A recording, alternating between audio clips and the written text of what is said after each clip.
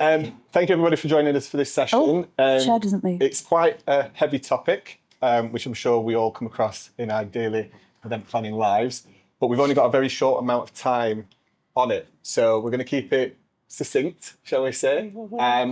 But I want it to be an interactive question. The most ideal situation for this session is I ask the least amount of questions. So if you've got questions, stick your hand up, ask them through the event app if you prefer to do that, and we can take them as well there.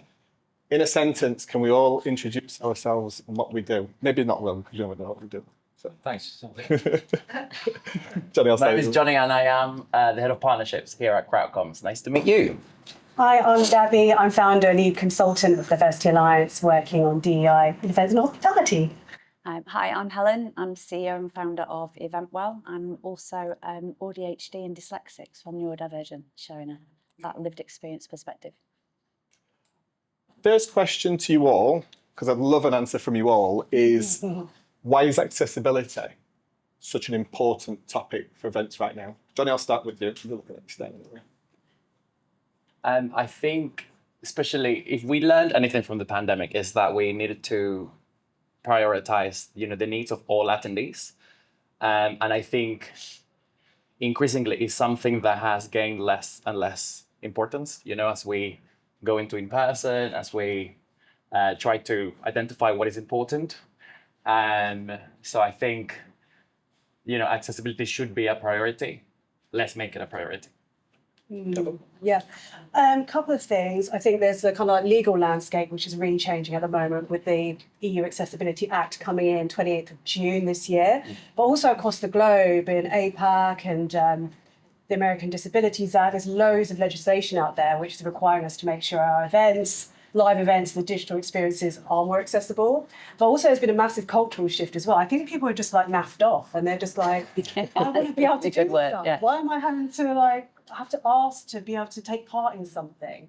I just want to be able to do it like everybody else does it, and people are being more vocal about that. So I haven't heard naffed off for years. Love that. Brilliant. I love naffed off. You've just brought that back onto my linguistic list. So brilliant. Helen, from your side. Yeah, so I think for my side, it's the lens has widened. So accessibility now, it's no longer about ramps and loo doors. All right, it's about overstimulation, it's about social anxiety, it's about overwhelm, it's about cognitive fatigue, it's about sensory barriers, it's about feeling safe and feeling like you belong in an event. That's what it means to me. So mental health and neurodiversity are just as real as mobility needs and can make a massive difference. And just because they're less visible, they've been sidelined for too long. So exactly what Gabby's just said, there's a whole lot of people out there that are naffed off, because we want to be able to participate, contribute, engage, interact. We want to be able to attend events in the same way that other people have been able to. So it's baking this basically into events need planning from day one. Okay, quiet spaces, flexible formats, clear comms, informed staff. Neuro-inclusive design is for everybody, because neurodiversity, the true meaning of that word means encompassing all brains that work and function in different ways. It's not just a conversation for neurodivergent minds. So that neuro-inclusive design benefits everybody. And well, yourself, from a technology Yeah, perspective. so a bit like Helen, my experience is a bit of a lived experience. So as a UX designer of 20 years, I've always been the advocate for the person at the end of the application. But also when I had children, I've got 2 autistic children. My wife has ADHD and potentially autism. She was diagnosed recently, actually, like over the last year. And, my son, who's at university now, has always struggled with education. He's always, he's got lots of different software. He writes on blue paper. It's something that we've had to try and accommodate into our everyday lives. And obviously as a designer who's in the event industry, I want to make sure that I'm bringing that into the software that we do, making sure we've got the tools for you guys to make the apps that you build as accessible as possible, because I know I kind of experienced the barriers and the frustrations that can cause in real life. So yeah, it's an important subject for me as well. I've got 2 quick questions for the audience. All I want to see is a show of hands, and only put your hand up if you feel comfortable as well. How many people know somebody in their family or social network or at work that possibly has or needs support when it comes to neurodiversity and inclusion? So pretty much everybody. How many of us have this as part of our event planning and design process from the outset? So it just shows you, and that's not a reflection of anybody's doing anything wrong. It just shows you the disparity between how many of us know people, but yeah, it's a really challenging part of the conversation when it comes to events. I think on the conversation part, how can we make sure, and I'm going to probably focus on Gabby and Helen here, how can we make sure that when we're talking to the stakeholders and our business and our teams and things like that, we get this right at the start? This is part of the conversation when we're talking about how we're designing our events and our experiences. Should we, you go? Yeah, sure. So I think what's great about this panel, and this is, I think, one of the key aspects of this conversation, that we've got people here with lived experience who are able to talk about their experiences, able to talk about what some of the challenges and the barriers are, which therefore help us to design those experiences, products or services to be more in alignment with people's needs. And I think sometimes what we do as event organisers is we'd be very theoretical, or we come and listen to a talk like this and go, well, we've learned a few nice tidbits of these talks and panel discussions, we're going to implement them, rather than really going in deep and doing that research and connecting with people with lived experience to get their expertise on like how we can do better in this space. I think that for me, that's always the most important thing that we kind of forget. Helen? Yeah, I think it's for me that from this point onwards, I've worked in events for 28 years, so I passionately love our industry. But from my perspective, as an event professional, but also as someone who's neurodivergent, has a neurodivergent child who's 9 and is going to be entering the world of events and the workplace, it's probably in about 10 years' time. Yeah, we need to shift the goalposts and we need to move them now. There's no more excuses now. We've been talking about this at least for the last 4 or 5 years. So we're supposed to be that fast-paced, forward-thinking, move quick industry, and we're behind other industries. So for me, the way I see it is you don't need a business case for this anymore, okay, or a fancy deck. It's simple. Accessibility is a human right. Okay, it's full stop. It's not a trend. It's not a box tick. It's not something extra you do if you've got budget. This is the bare minimum that we're talking about. And if your event isn't accessible, then it's not for everybody. And if your events are not for everybody, then what are you even doing? Why are you even here? So that's the end all for me. Planners, we should be adding this, responding to RFPs and pitches, talking about accessibility from the very, very outset. So it's just a standard, it's a given. So it's not something like, why are we doing this? It's like, that is part of, not business case or selling point, but it is a part of that. You know, that gives us that competitive advantage, I think, as well. Why do you think we're so reactive as an industry, waiting for people to come to us with the ask rather than providing the accessibility from the outset?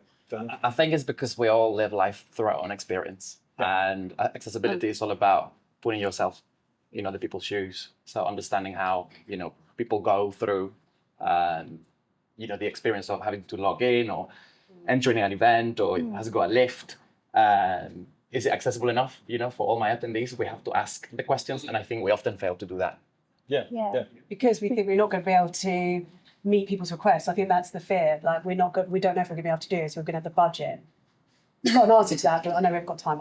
Come on. We've got time. It's really just all about communication. It's okay if we can't do things, but are we communicating what options we've got in place, what we're trying to do better in the future, or asking for other ways that we might be able to support? Like, is there a way around this that we can still help you? I think we're sometimes too scared to even ask the questions.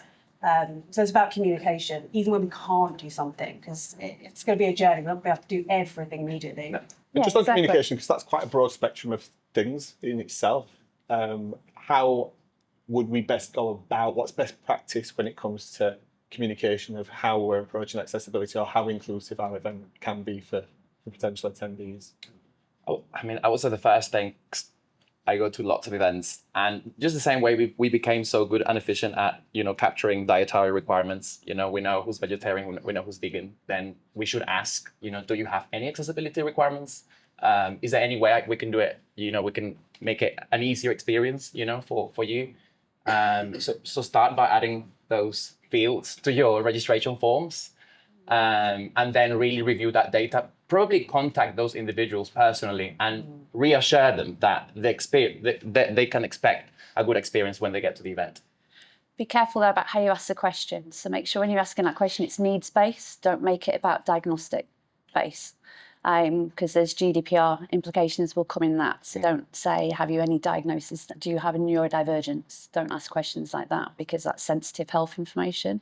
So there's specific rules in regards to GDPR about how you can protect that information that you're collating and what you're going to be doing with it. So always make it about needs-based, and then it's a question that you're asking everybody. So it brings it back to the neurodiversity piece. We all have our brains, all of us in this room, we have brains that like to work and prefer to do things in different ways. So remember that neuro-inclusive design benefits everybody. So one of the things we probably hear the most from our quiet rooms is I didn't even realise I needed that space until I went in. So just bear things like this, so benefit to everybody, not just neurodivergent people, or people actually with a hidden disability need. Okay, so needs-based. Well, I've got a quick question for you for your own lived experience as a product manager. Has that made you think differently about how you design CrowdComms platform and systems? Yeah, so it's both giving people the tools to make sure that they are, checking what they are doing. They can, the flexibility that we like to do. We like to use it as kind of a positive for people who don't have developers or don't have code, but actually it's kind of there so you can, you don't have to over-inform people what's going on. You can space things out. You can use a different color palette if you want. You can make it nice and inclusive. It's already fully responsive, so you can look at it on any device. So you're right, it kind of runs through, and I hope I've got to the point now where I'm doing it without thinking. So because I've been a UX designer for so long, who has been an advocate for inclusivity and accessibility in the design, it's just sort of coming out just naturally. Now, that's not to say we are perfect. There are still lots and lots of things we can do, and there are lots of things we are doing. But yeah, I would hope that you guys would find our tools easy too. The thing that we want to add is kind of a nice, quick, easy button for you guys to at least run those tests, so you don't have to do them independently. So that's something we're looking at the moment. Yeah, I remember when we were talking about this pre-event and we had our call, and the subject came up of that lived experience, and actually ourselves accessing our own websites and things like that. I've never done that. That was a realization for me, that I've never sat in the seat of somebody that maybe be visually impaired or something like that, trying to assess the information, find the way to registration, go through that process of even just simple things that we take for granted. Registering for an event seems so simple, doesn't it? But Helen, did you have something to say? I was going to add to that as well, but remember as well, in terms of the lived experience still looks very different. So my lived experience as someone who's ADHD and dyslexic will probably look very different to somebody else's. Another woman's experience of being ADHD and dyslexic. So it's different. That's why the needs-based kind of questioning and asking people what they need is really, really important. It will really help you. So you don't necessarily have to understand 100%. You just have to listen and believe, basically, and then act. Helen, we actually have a direct question for you here. Does EventWell have a do's and don'ts guide for event organisers? We do, actually. We have a new accreditation scheme that we launched at the end of last year. It's called Sensory Safe. And basically we work on a accreditation basis. We are not big fans on checklists and toolkits. It can create a false sense of accessibility. If you go away with a sheet of paper and you tick things off, you might believe that is actually going to make an impact for somebody. But it can create a false sense of accessibility and could actually be quite negatively impactful on somebody. So basically what we do is we'll handhold and go through a consultation process, and we'll actually take, but similar to how Gabby and Diversity Alliance work.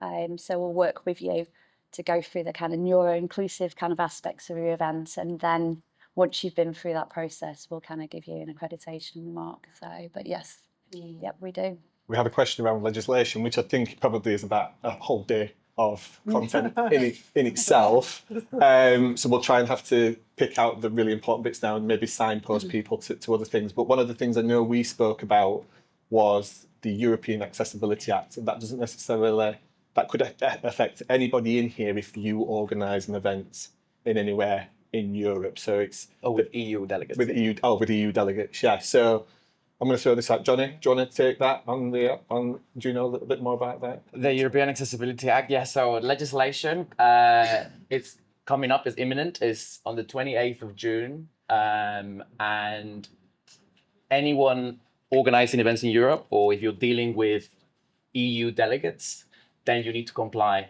with the legislation. And what that means is that you have to adhere to the WCAG, the 2.2 edition, by the way. So if you look it up, you can see there are, guidelines on, how to make your digital means, your website more accessible. Color contrast is one of those things. Can you navigate, your sites without a mouse? Can you do it with, voice controls? Is it easy for people that need that kind of software? Is it accessible enough? So these are things that you can review. There are sites that, will tell you if, your digital facilities are complying or not. But there are companies that can help, and we can help. How many people were aware of the legislation coming in? So only a couple. I would expect the CrowdComms crew to. Yeah. Yeah, well, luckily, as the platform provider, obviously, you're going to be looking to us to make sure that the software that you use to run your events through us is accessible, and we are making sure that we're working with outside accreditation agencies to make sure that it's not just us checking our own homework, but we've got a stream of work happening at the moment where one of our developers is completely dedicated to it. He is making sure that all of those tasks are complete. So keyboard navigation, Dragon software, voice activation, all those things, and making sure that it works. So it's not just being able to navigate with a keyboard, for example. It's making sure that you are missing out some information that is irrelevant to trying to navigate without a keyboard, and making sure that the journey through what you would like people to do is making sense. So yeah, there's lots that we're doing, and if you want to find out a little bit more about what we're doing, then absolutely come talk to us. There are some guidelines as well, some like technical guidelines. If you are in the procurement process and you're talking to suppliers, there are things that you can get online. I think it's the EN 301549, very exciting name, that you can use. So you can say, is your website or is your platform, does it meet these specifications?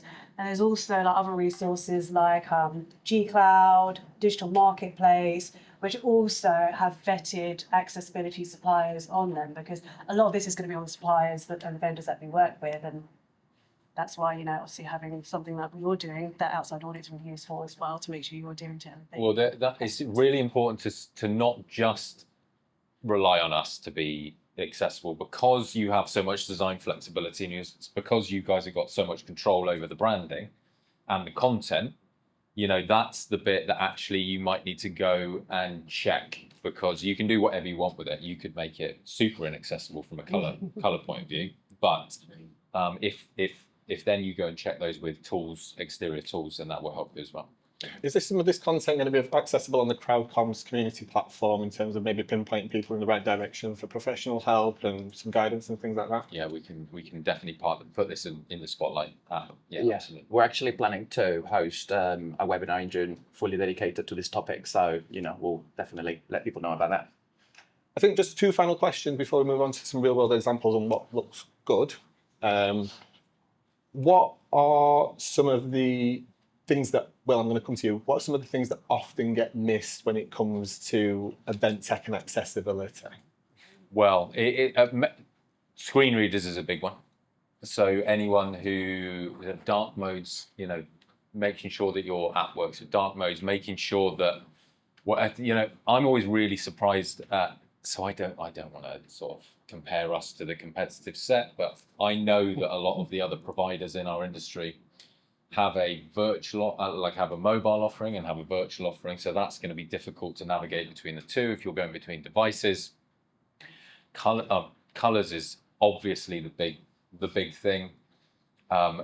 Content strategy. Now I know that's not necessarily the technology, and I touched on it a minute ago, but making sure that you are your content is accessible for everyone, and you're not just kind of going down one route and a bit like we're doing at the moment. You know, we're talking and talking, and we, you know, there's big chunks of text. We're not necessarily giving nuggets of information that some people might be able to take away. But yeah, it's surprising how, if you don't have an advocate within your organization who's dealing with it, how quickly it can just get shoved to one side, and you don't even care is a strong word, but like, yeah, it's one of those things that if your budget's tight, it's one of the first things that gets forgotten about. Okay, awesome.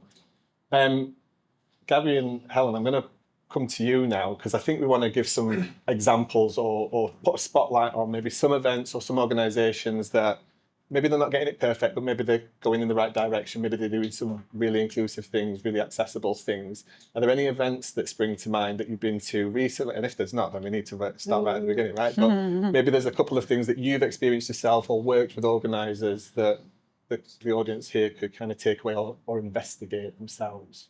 Gabby?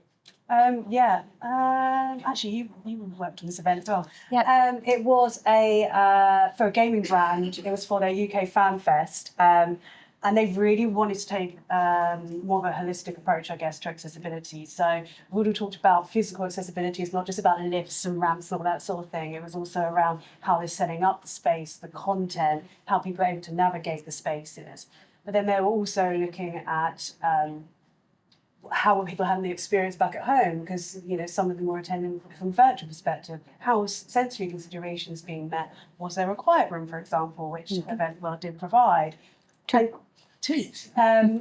key thing was, like, were the staff given the support and training to know, number one, what accessibility was at the event, in case people ask, and did they feel comfortable communicating with people with disabilities, and did they have enough knowledge to support and share information? And that's always one that gets missed quite a lot. We do all this great work planning and designing, and then people get to the vendor experience, and they're asking, I saw that you're doing this, where can I find that? And then nobody knows where it is or how to access it. It's a bit of a waste of time. So I liked their approach, thinking about all of it, sensory, physical, comms piece, and also about their teams and their staff as well. So they didn't get it perfect by any means, but they at least started on that journey, which was great. Yeah, the same. So that event, as an example, was brilliant to work on. We had 2 quiet rooms in place at that event. There was a little bit of maybe they didn't quite get so great, was like the end event, the show which was a big concert, and the noise levels were actually above kind of safe levels type stuff. And then the kind of stakeholders over in Japan, gaming, wanted it that loud, so there wasn't very much movement on that. So that's maybe one thing they didn't get quite right. But we work with lots of organisers and have done over the last 4 years, and there's some of varying degrees that are doing it really well. If you think of the 3 biggest triggers, just from a neurodivergence perspective, number 1 is crowds, not noise. Okay, so if you think of most people that are neurodivergent, you're prepared for noise. So I have loops and noise cancellers, so I can control. I have varying control over that.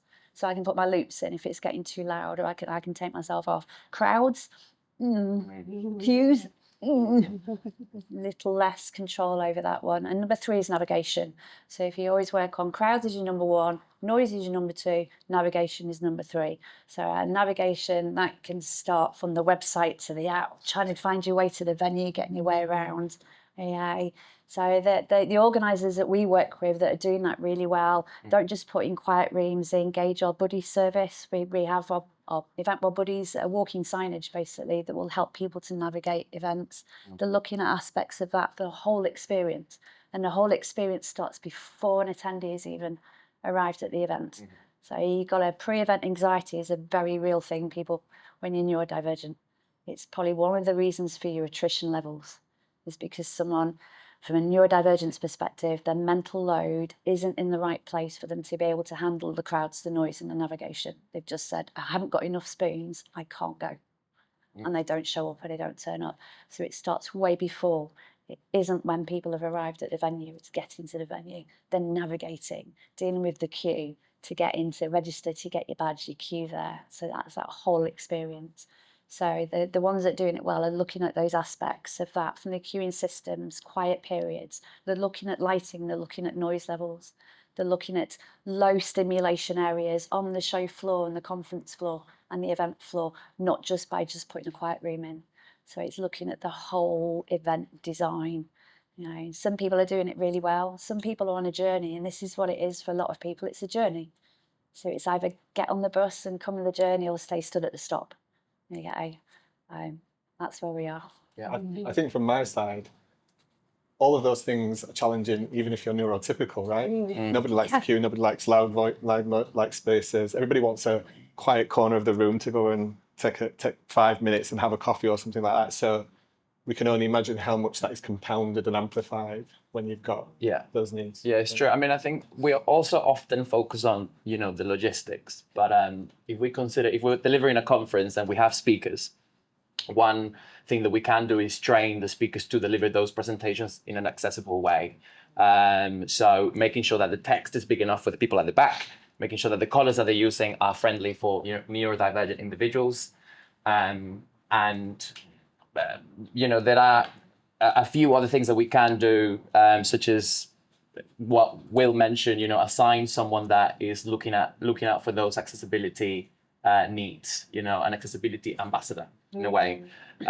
If you're live streaming, if you're playing, you know, pre-recorded videos, include captions, you know, always, because even for neurotypical individuals like us, sometimes if I'm in a rush, it's easy to read it, you know. I don't have the time to listen to that video, so, you know, always include the captions. And if you have an international audience, make sure that, you know, think about multi-language interpretation, multi-language captions, AI, or, you know, hire an interpreter. Sorry, I'm no for AI. I'm I'm like real live captioning. Sorry. Fair enough. Yeah. I guess it depends on the topic as well, because you know, if you're organizing medical, scientific, academic conference, then of course someone in the field that knows the terms and the concepts is necessary. It's understanding the mental load. Organises budget. Yeah. Accessibility and captioning your events, and you've got a certain pool of money. You know, of course you want to do it live, but if you can't, you can have to be on AI pieces. Just have that disclaimer there to make sure you're still remaining accessible. So It's priorities, isn't it? It's like you've got to prioritise, what is most important and Is there any reason you would advise against Yeah. AI? No, just mainly because it's Go on, sorry. No, go on. you're the expert actually on this, so we're not on this. No. I was just going to say, just for a minute, because I've mentioned mental load. You just got to consider the mental load of international delegates that are having to translate everything into English. So their brains are having to work twice as hard as if it's your native tongue. Twice as hard. The post-event fatigue and tiredness that they experience, and the recovery time. So dependent on what your needs might be, sometimes it can take 2 to 3 days to recover from attending an event. I know I can pretty much, if I've been to a big event, if I'm attending it as opposed to a very different working an event, by the way, I'm like two different people, I'm like polar opposites, because it's my job and it's my passion. But attending is very different. Sometimes it can take me, I can go relatively non-verbal and not speak to people for 2 to 3 days. It's almost like I go into myself, I withdraw. I nest when I get home, so I'll just literally be sat on the TV flicking through programs, having no conversations and asking, don't question me too much. My husband and my daughter are used to that now. Yeah. They know that mummy's resting, and that's what they call it. Mummy's post-event resting. She's resting. Just need to leave her. So just consider that in terms of the captioning. That's why it's really, really important. Wow. We are at time, but I'm going to nick some time. Does anybody in the room have any final questions they'd like to ask any of our panelists? Okay, I've got one last question for you all. Quick fire round. One book, tool, or resource that you would recommend people go and have a read or a look at when it comes to this topic? The European Accessibility Act. There you go. to start with that. And I'm gonna add the Equality Act onto that as well, because the Equality Act has been in place for a long time, people. Sometimes we forget about the Equality Act. We already have UK legislation. So. Yeah. I'm torn between two. So one, a very old book called Don't Make Me Think, which is about design generally and cognitive load and making sure you're not overwhelming people. But the other one is in March, recently, it was Neurodiversity Celebration Week. And if you Google that, there is so many great talks by so many great people that you'll get loads of great information from there as well. Gabby? I think I already shared the guidelines to reference in those resources, the G-Cloud. What you mentioned about having an accessibility kind of champion or ambassador, I think that's really a good start, a good place to be.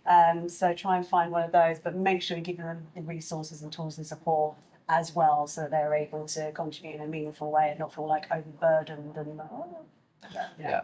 I don't have one myself, but what I'm doing when it comes to topics like this is I'm building a project within ChatGPT, starting to add those resources to it, because it's often hard to remember where things are and things like that. Don't rely on it like succinctly, because things can get updated and things can change, and obviously that's only going to pull from the resources that you've currently got. But it's a great way to start digging into those questions when they come up in conversations with the team, so you're not having to go after websites and try and find PDFs and things like that at the time. Yeah.